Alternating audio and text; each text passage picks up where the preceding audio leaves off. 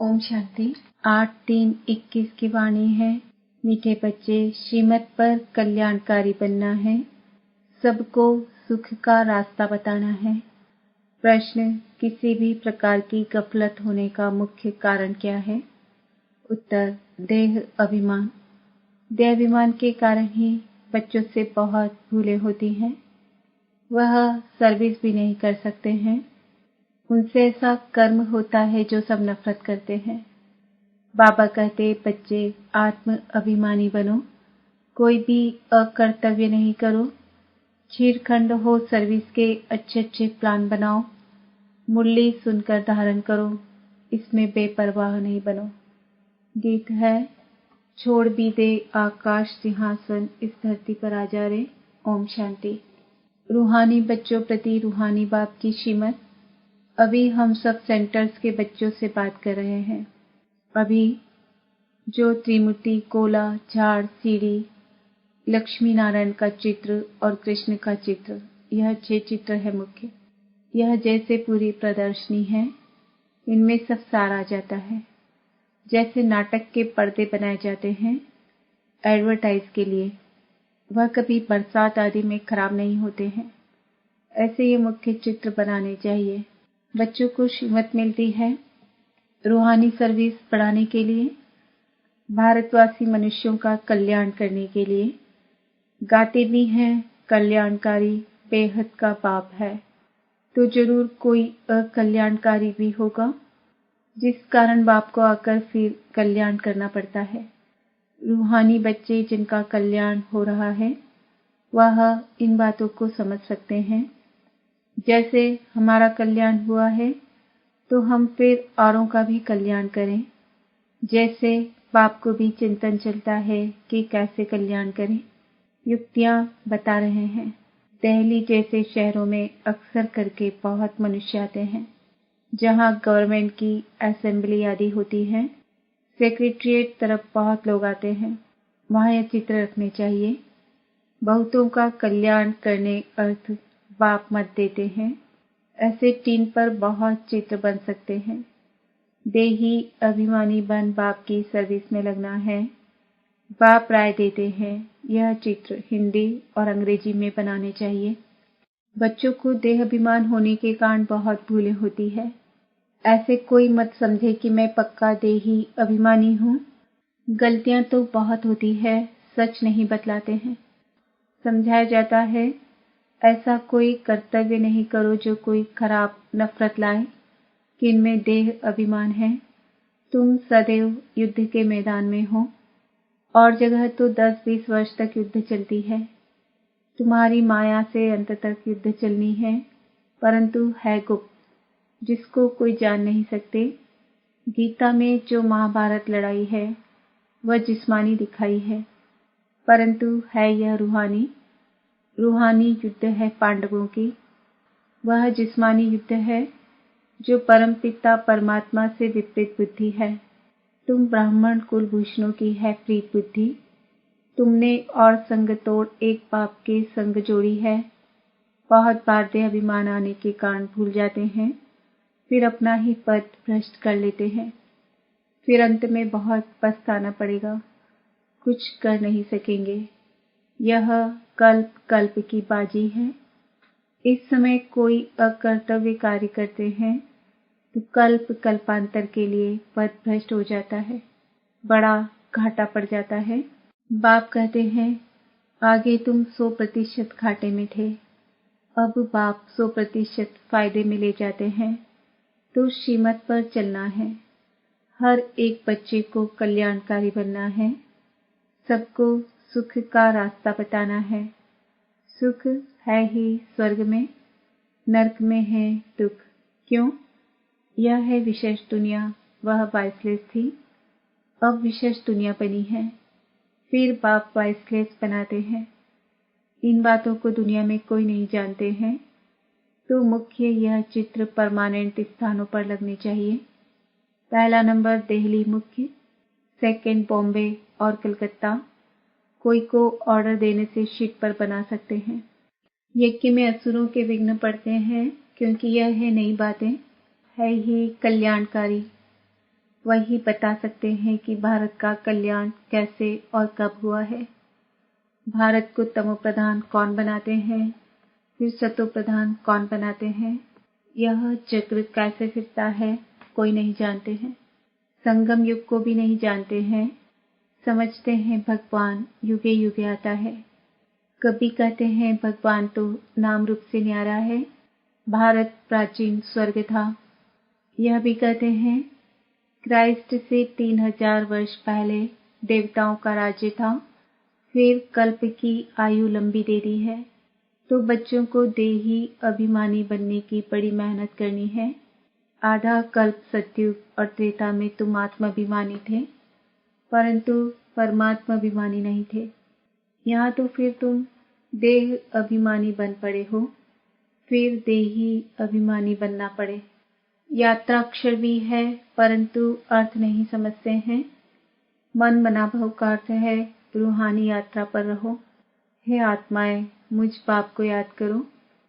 कृष्ण तो ऐसे कह ना सके, वह गीता का भगवान कैसे हो सकता है।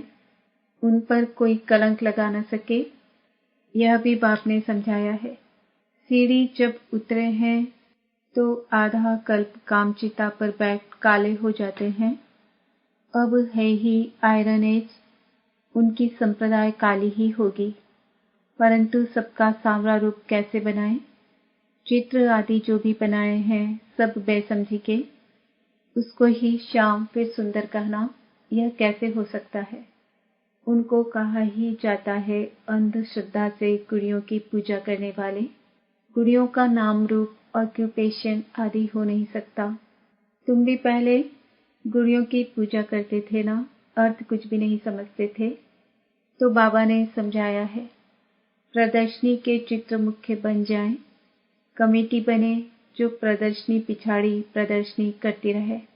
बंधन मुक्त तो बहुत है, कन्याएं बंधन मुक्त है, वानप्रस्थी भी बंधन मुक्त है।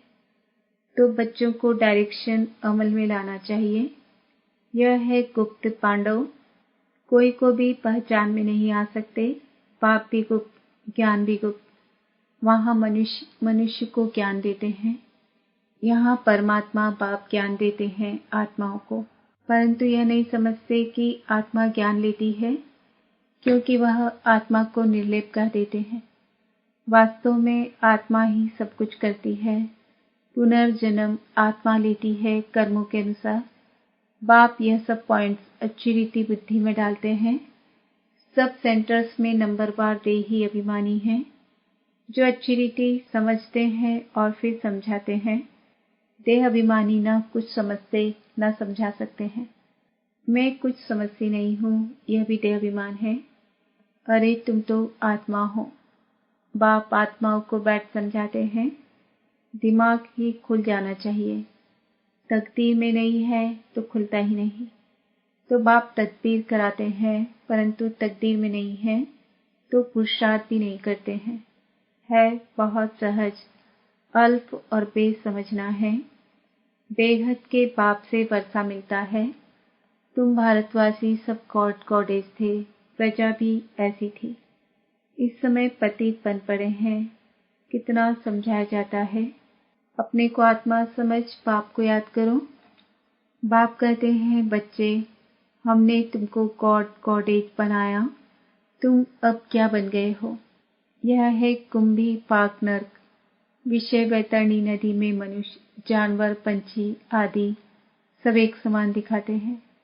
यहाँ तो मनुष्य और ही खराब हो पड़े हैं। मनुष्यों में क्रोध भी कितना है, लाखों को मार देते हैं। भारत जो वेश्यालय बना है, फिर इनको शिवालय शिव बाबा ही बनाते हैं। बाप कितना अच्छी रीति समझाते हैं, डायरेक्शन देते हैं, ऐसे ऐसे करो, चित्र बनाओ, फिर जो बड़े बड़े मनुष्य हैं उन्हों को समझाओ। यह प्राचीन योग, प्राचीन नॉलेज सबको सुननी चाहिए। विनाश काले विपरीत बुद्धि तो विनाश को प्राप्त हो गए। पांडवों ने तो भविष्य में पद पाया, सो भी राज्य पीछे भविष्य में होगा, अभी थोड़े ही होगा। यह मकान आदि सब टूट जाएंगे। अब आपने समझाया है प्रदर्शनी भी करनी चाहिए। खूब अच्छी तरह से कार्ड पर निमंत्रण देना है। तुम पहले बड़ों को समझाओ तो मदद भी करेंगे, बाकी सोए नहीं रहना है। कई बच्चे देर अभिमान में सोए रहते हैं। कमेटी बनाए, शीरखंड हो, प्लान बनाना चाहिए। बाकी मुरली नहीं पढ़ेंगे तो धारणा कैसे होगी? ऐसे बहुत बेपरवाह हैं। अच्छा, मीठे मीठे सिकीलदे बच्चों प्रति माता पिता बाप दादा का याद प्यार और गुड मॉर्निंग। रूहानी बाप की रूहानी बच्चों को नमस्ते। हम रूहानी बच्चों की रूहानी बाप दादा को याद प्यार गुड मॉर्निंग नमस्ते ओम शांति। धारणा के लिए मुख्य सार, देही अभिमानी बनकर सर्विस की भिन्न भिन्न युक्तियां निकालनी है। आपस में चीरखंड होकर सर्विस करनी है। जैसे बाप कल्याणकारी है ऐसे कल्याणकारी बनना है। प्रीत बुद्धिपन और संग तोड़ एक संग जोड़ना है। कोई ऐसा अकर्तव्य नहीं करना है जो कल्प कल्पांतर के लिए नुकसान हो जाए। वरदान, सदा उमंग उत्साह में रह, चढ़ती कला का अनुभव करने वाले महावीर भव। महावीर बच्चे हर सेकेंड हर संकल्प में चढ़ती कला का अनुभव करते हैं। उनकी चढ़ती कला सर्व के प्रति भला अर्थात कल्याण करने के निमित्त बना देती है। उन्हें रुकने व थकने की अनुभूति नहीं होती। वे सदा अथक, सदा उमंग उत्साह में रहने वाले होते हैं। रुकने वाली को घोड़े सवार, थकने वाले को प्यादा, और जो सदा चलने वाले हैं उनको महावीर कहा जाता है। उनकी माया के किसी भी रूप में आंख नहीं डूबेगी। स्लोगन, शक्तिशाली वह है जो अपनी साधना द्वारा जब चाहे शीतल स्वरूप और जब चाहे ज्वाला रूप धारण कर ले। मातेश्वरी जी के अनमोल महावाक्य। आत्मा कभी परमात्मा का अंश नहीं हो सकती है। बहुत मनुष्य ऐसे समझते हैं हम आत्माएं परमात्मा की अंश हैं। अब अंश तो कहते हैं टुकड़े को। एक तरफ कहते हैं परमात्मा अनादि और अविनाशी है, तो ऐसे अविनाशी परमात्मा को टुकड़े में कैसे लाते हैं? अब परमात्मा कट कैसे हो सकता है? आत्मा ही अजर अमर है, तो अवश्य आत्मा को पैदा करने वाला अमर ठहरा।